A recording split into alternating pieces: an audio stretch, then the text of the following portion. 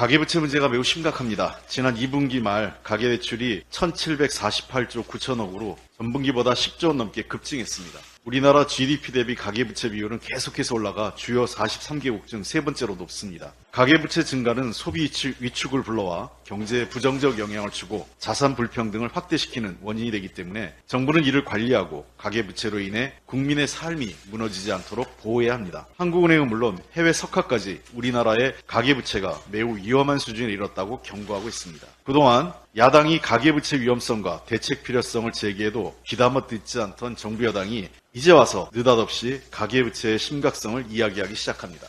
가계부채 문제는 어느 한 정부만의 문제는 아닐 수 있습니다. 그러나 윤석열 정부가 자신들은 잘못이 없는 것처럼 이 문제를 경고가 나선 것은 국민을 속이는 것입니다. 윤석열 정부는 각종 대출 규제 완화로 국민들에게 빚을 내라고 권하면서 가계부채 증가를 사실상 독려했습니다. 인플레이션에 따른 고금리 장기화가 세계적 추세인데도 국민들을 고금리 늪에 빠뜨린 것입니다. 50년 만기 주택담보대출 상품의 등장이 가계부채 증가를 주도한 것이 이를 잘 보여주는 것입니다. 2030 청년들도 고금리로 인한 상환 압박에 고스란히 노출되어 있습니다. 고금리 시대의 모든 나라가 국민의 빚을 줄이기 위해 노력하는데 반대로 국민에게 빚을 권하고 건전재정이라는 주술을 외치면서 정작 국민은 빚쟁이로 만드는 정부에 국민은 분노하고 있습니다.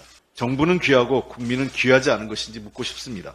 대통령은 고금리가 문제라면서 은행의 금리 인하를 압박하고 비서실장은 가계부채를 해결해야 한다면서 금리 인상 필요성을 제기하는 등 좌충우돌과 관치금융 시도로 시장과 국민을 혼란스럽게 하고 있습니다. 문제를 해결할 의지도 능력도 대책도 없습니다. 지금이라도 문제를 깨달았다면 원인을 제대로 분석하고 정확한 대책을 마련해야 합니다. GDP 대비 가계부채 비율이 100%가 넘었던 국가들이 문제를 해결하는 데까지 길게는 20년 가까운 시간이 걸렸습니다. 그만큼 가계부채 문제는 장기적 관점과 보다 종합적인 시각이 필요합니다. 무엇보다 정책 실패를 인정하고 사과하는 것이 먼저입니다. 정부 여당이 뒤늦게 몇 가지 대책을 내놓고 있습니다. 그러나 이것만으로는 국민 고통과 경제에 미칠 부정적 영향을 막기에 부족합니다. 단편적인 대출 규제를 넘어 가계부채 연착륙을 위한 보다 종합적 대책을 수립해야 됩니다. 특히 대책 실행 과정에서 저소득층 등 취약계층이 어려움을 겪지 않도록 세밀한 채무조정 프로그램 방안 등이 동반돼야 합니다. 정부는 스스로 초래한 가계부채 위기에 책임을 통감하고 이를 개선하기 위한 실질적 대책을 마련해 줄 것을